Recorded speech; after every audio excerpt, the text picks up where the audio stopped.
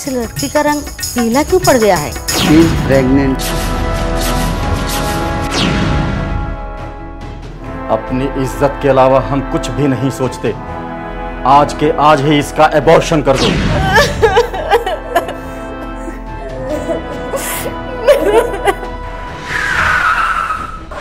We are from तीसरी आंख, private detective agency. हमें यहाँ मधु जी ने किसी केस के सिलसिले में बुलाया है। यही है मधु। ये सब अचानक? इन्होंने तो खुद मुझे कॉल करके केस के सिलसिले में बुलाया। कैसा केस? इन्होंने कहा कि आपकी बेटी रूबी को कुछ लोग फोन पर धमकी दे रहे हैं। सर, आप लौटते वक्त वहां क्या ऑब्जर्व कर रहे थे? मैंने ऑब्जर्व किया कि रूबी हमसे कुछ कहना चाहती थी।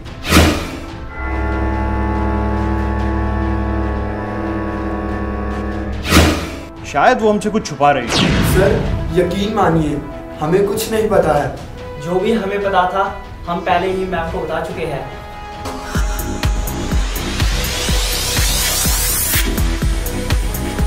अब जल्दी से ये बताओ कि रूबी के डैड को तुमसे क्या प्रॉब्लम?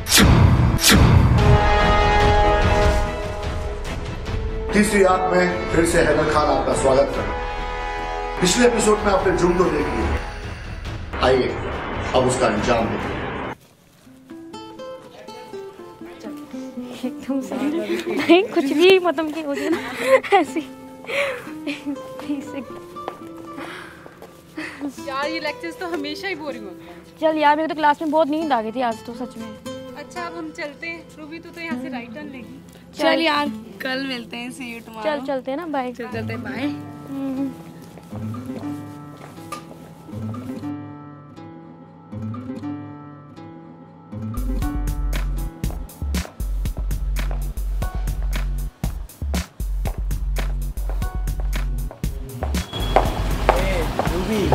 हाय।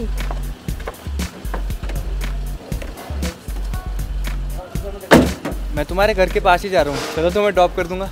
इट्स ओके, मैं खुद ही चली जाऊंगी। लेकिन क्यों? अरे जब तुम्हारे उधर ही तो जा रहा हूँ तो तुम्हें क्या अनजानों की तरह रास्तों में छोड़ते हुए निकल जाऊँ? अरे नहीं, ऐसी कोई बात नहीं है, चलिए। तो चलो, आओ। हाँ चलो।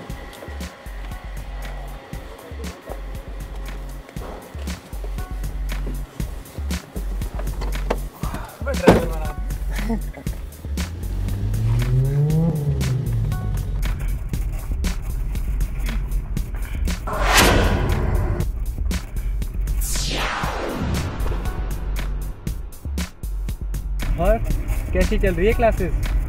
काफी बैंड बजने वाली है, बस पूछो मत।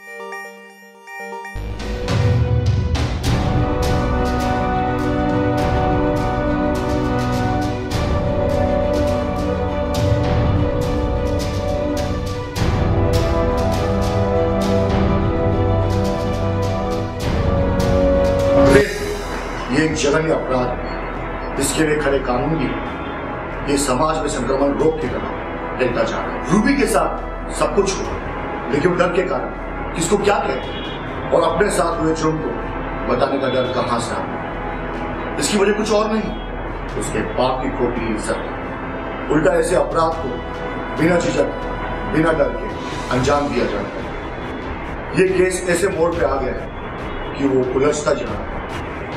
चलिए आगे जाके देखते हैं क्या क्या पता लगता है। क्या जरूरत थी किसी लड़के की गाड़ी में बैठने की? कॉलेज में कुछ सीखो ना सीखो, पर फ्रेंडशिप, यारी दोस्ती सबसे पहले सीख लेते हो। क्या अब भी आपको लगता है कि मैंने जो किया वो एक जुर्म है? मेरा तो सब कुछ छिन गया, घर की इज्जत, अपनी पत्नी, कुछ भी नहीं रहा मेरे पास। आपके चेहरे पे जो चोट का निशान है, शायद वो आपको उसी दौरान लगा होगा। हाँ,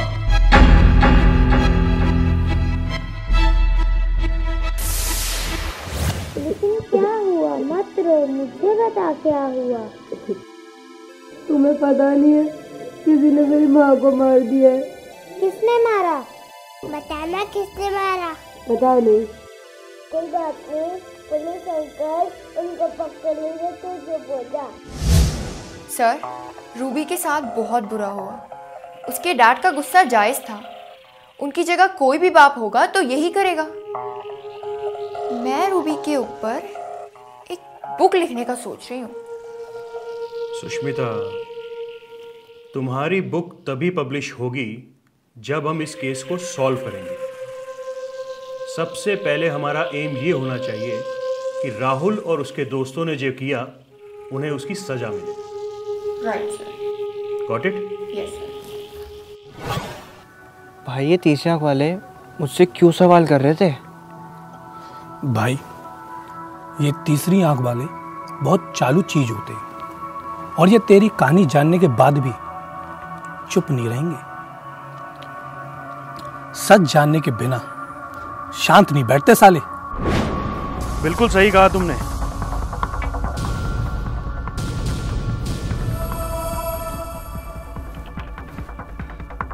रूबी के डैड नैरो माइंडेड है। वाह,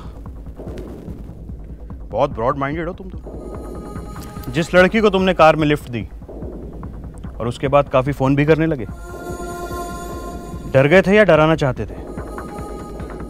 क्या बोल रहे हो आप? हम क्यों से डराएंगे? उल्टा उसके डैड ने मेरी जान लेने की कोशिश की है। हाँ, वो तुम लोगों की तरह ब्रॉड माइंडेड नहीं है ना। शायद तुम लोग उनकी जगह होते तो अपनी बेटी के रेपिस्ट को इजीली माफ कर देते। सही कहा ना मैंने? अपने आप को बचाने के लिए मुजरिम कुछ भी कर सकता है, और हो सकता है शायद तुम दोनों ने उसकी माँ का मर्डर कर दिया। मर्डर? ये क्या कह रहे हैं आप? हमने किसी का खून नहीं किया। खून नहीं किया, बस रूबी का रेप किया ना। हाँ, आप ये नाप शनाप क्या पूछे जा रहे हैं? ठीक है, मुझे लगता है कि तुम दोनों ऐसे सच नहीं बोलोगे। तुम दोनों तीसरी आंख के टॉर्चर रूम में ही सच बोलोगे। ओके, नो प्रॉब्लम, वहीं मिलते हैं। पहले रूबी डरी हुई थी, लेकिन कल सुबह होते ही तुम दोनों के खिलाफ रिटन कंप्लेंट दे दी जाएगी। हमारी रही सही इज्जत भी नीलाम किए बगैर तुम्हें चैन नहीं मिलने वाला। आखिर क्या हासिल करोगी तुम पुलिस में कंप्लेंट करके? इस घर में जो कुछ भी हुआ वो सब की जिम्मेदार तुम हो। अपनी माँ को तो निगल गई और अब अपने बाप चाचा को मार देना चाहती। मैं ये सब अपने लिए नहीं कर रही हूँ। ये सब मैं अपनी माँ के खूनी को सजा दिलाने के लिए कर रही हूँ। उसके बाद क्या होगा कभी सोचा है? कोर्ट कचहरी टीवी रेडियो सबके आगे भीड़ जमा होगी तेरी कहानी सुनने के लिए। चाय नाश्ते के साथ बैठेंगे लोग हमारी घर की बर्बादी का मजा लेने। इस इंसाफ से हमें कुछ नहीं मिलने वाला, उल्टा जो है वो भी हम खो देंगे।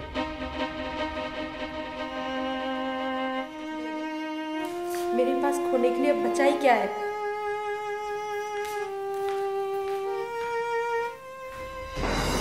रूबी ने हिम्मत दिखाई, बिना किसी की परवाह किए उसने राहुल और पुनीत के खिलाफ कंप्लेंट फाइल की।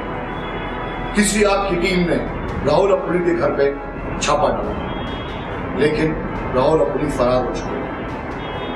तीसरी आंख ने हिम्मत नहीं हारी और आखिर में राहुल और पुनीत शहर के चेक पोस्ट के पेट्रोल पंप के पास डर दिए गए। उसके बाद राहुल और पुनीत पे इंटरोगेशन किया गया, लेकिन राहुल और पुनीत अपने सर पे इल्जाम लेने के लिए जरा भी तैयार नहीं। क्या वो सच कह रहे थे?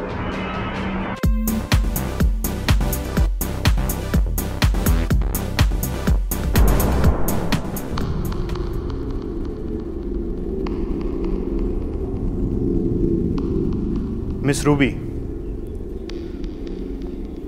आपकी मां का कत्ल राहुल ने नहीं किया। क्या?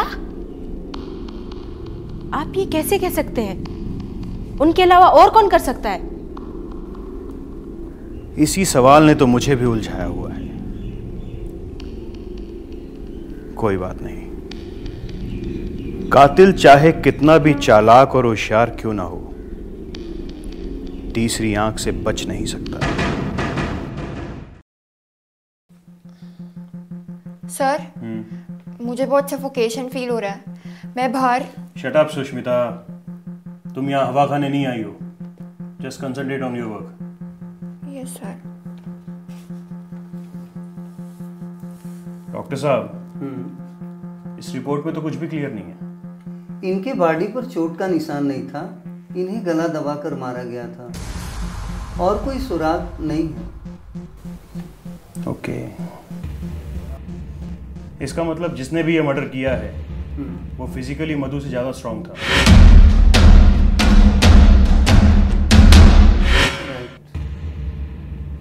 एक भी मौका नहीं दिया मधु को उसने वार करने का।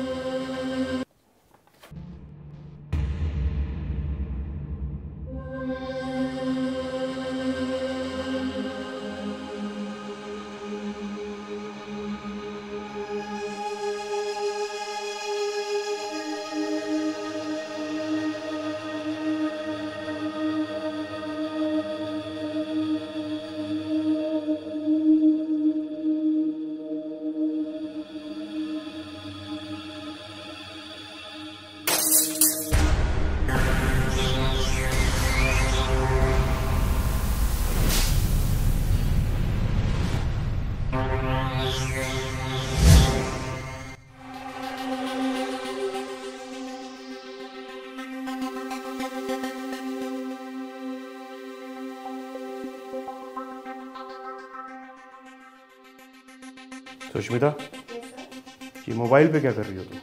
सर, मैं राहुल और पुनीत की FB प्रोफाइल चेक कर रही हूँ।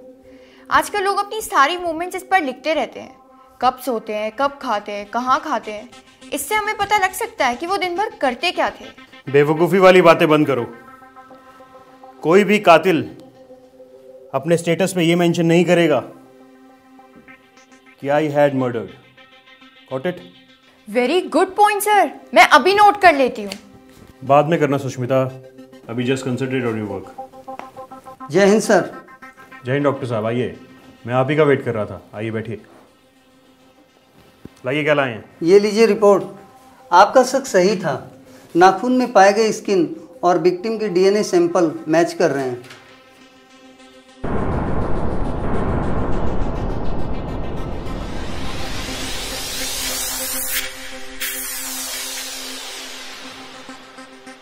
थैंक यू डॉक्टर साहब। Okay, thanks lot.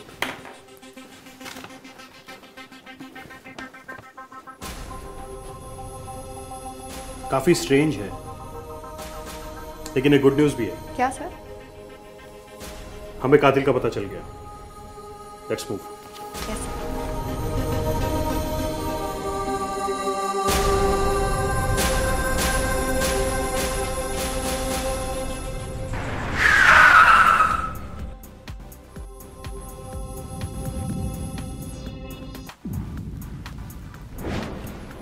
Mister Subhash,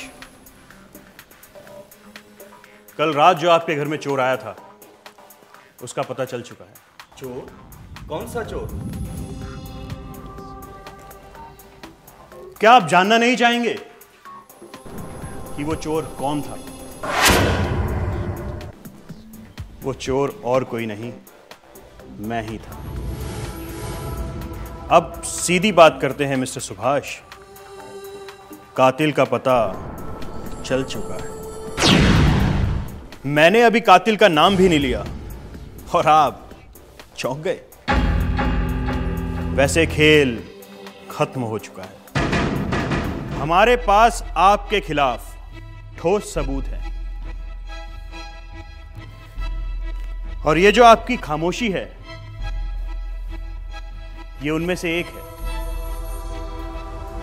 सच बोलने के अलावा आपके पास दूसरा रास्ता नहीं है।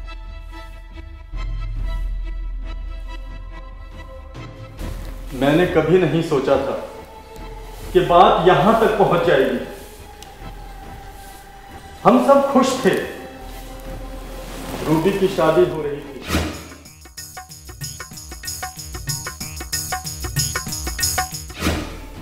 लेकिन मेरे घर को न जाने किसकी नजर लग गई थी।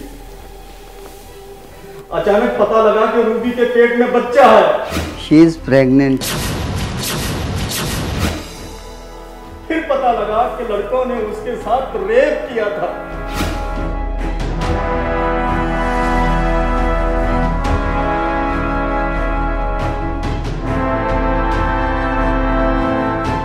मैं ये सुनकर पागल हो गया था।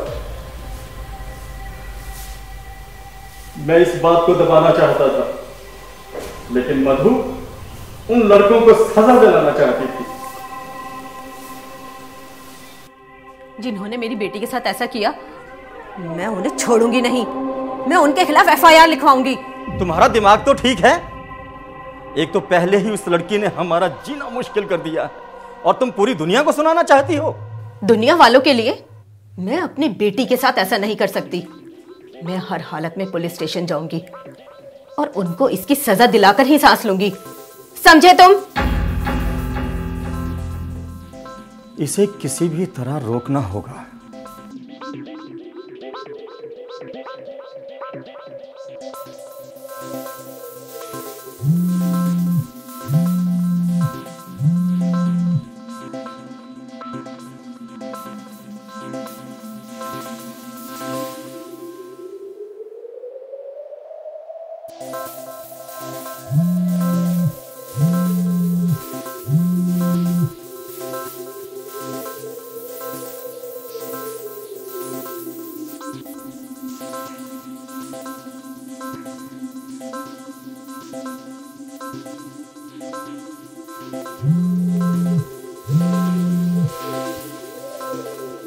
तुम्हारी भलाई इसी में है कि तुम मेरी बात मान लो, समझी? मैं तुम्हारी धमकियों से डरने वाली नहीं। तुमने जो मेरी बेटी के साथ किया है ना, उसकी सजा दिलवाए बिना मैं चैन की सांस नहीं लूंगी।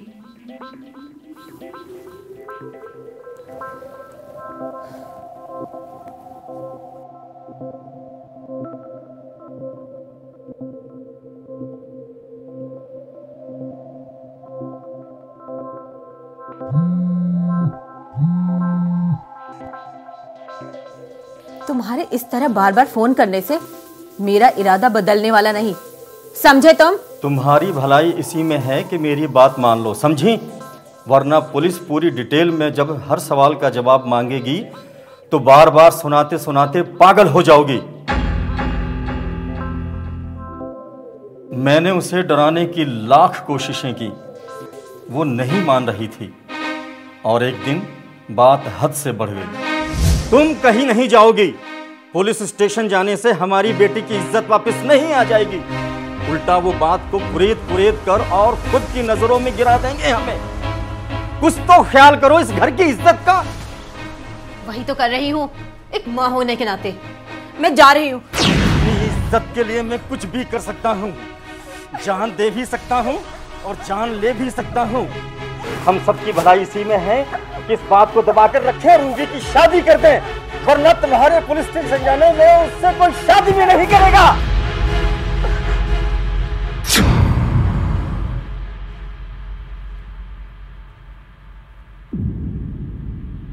मधु, मधु, मधु, ये मैंने क्या कर दिया? मधु, मधु। अपनी झूठी इज्जत बचाने के चक्कर में आपने अपना सब कुछ खो दिया। How shame on you. Sushmita. Yes sir. Arrest him. Yes sir.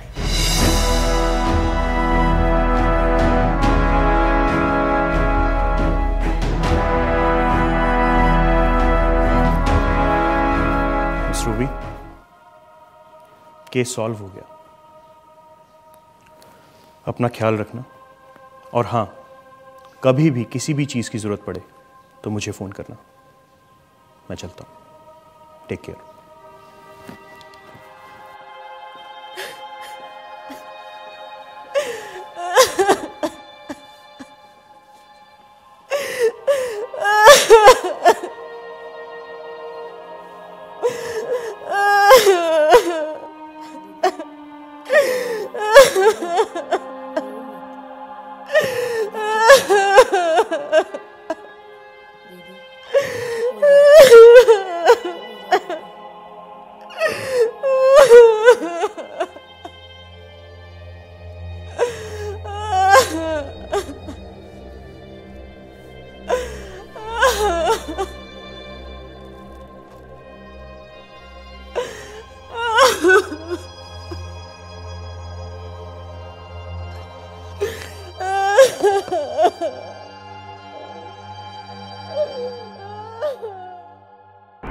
तीसरी आंख ने केस तो सॉल्व कर दिया।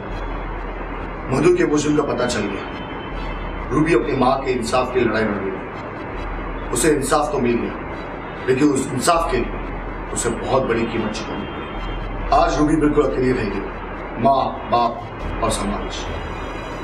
लेकिन हम उम्मीद करते हैं कि रूबी की आगे की जिंदगी बेहतर होगी। और सबसे जरूरी है, हम अपनी सोच बदलें। सोच बदलने से गुनाह ना के बराबर हो जाएगा और हम एक बेहतर और महफूज माहौल में सांस ले पाएंगे।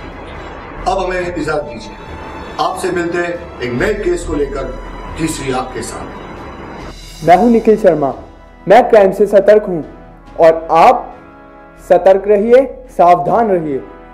मैं हूं विशाल सोलंकी, मैं क्राइम से सतर्क हूं और आप सतर्क रहिए, सावधान रहिए।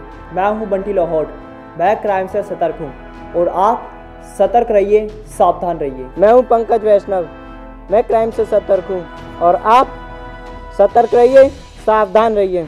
मैं हूं ज्योति रानी, मैं क्राइम से सतर्क हूं और आप सतर्क रहिए, सावधान रहिए। मैं हूं यतेंद्र गोस्वामी, मैं क्राइम से सतर्क हूं और आप सतर्क रहिए, सावधान रहिए। मैं हूं अर्चना पाल, मैं क्राइम से सतर्क हूं और आप सतर्क रहिए, सावधान रहिए। मैं हूं अनिला शर्मा, मैं क्राइम से सतर्क हूं और आप सतर्क रहिए, सावधान रहिए। मैं हूं श्वेता सिंह, मैं क्राइम से सतर्क हूं और आप सतर्क रहिए, सावधान रहिए। हाय, आई एम नेहा, मैं क्राइम से सतर्क हूं और आप सतर्क रहिए, सावधान रहिए। हाय, आई एम धर्मेंद्र, मैं क्राइम से सतर्क रहता हूं और आप सतर्क रहिए, सावधान रहिए। हाय, आई एम राहुल, मैं क्राइम से सतर्क रहता हूं और आप सतर्क रहिए, सावधान रहिए। हाय, आई एम सुधीर, मैं क्राइम से सतर्क रहता हूं और आप सतर्क रहिए, सावधान रहिए। हाय, आई एम संदीप, मैं क्राइम से सतर्क रहता हूं और आप सतर्क रहिए, सावधान रहिए। हाय, आई एम संजय, मैं क्राइम से सतर्क रहता हूं और आप सतर्क रहिए, सावधान रहिए।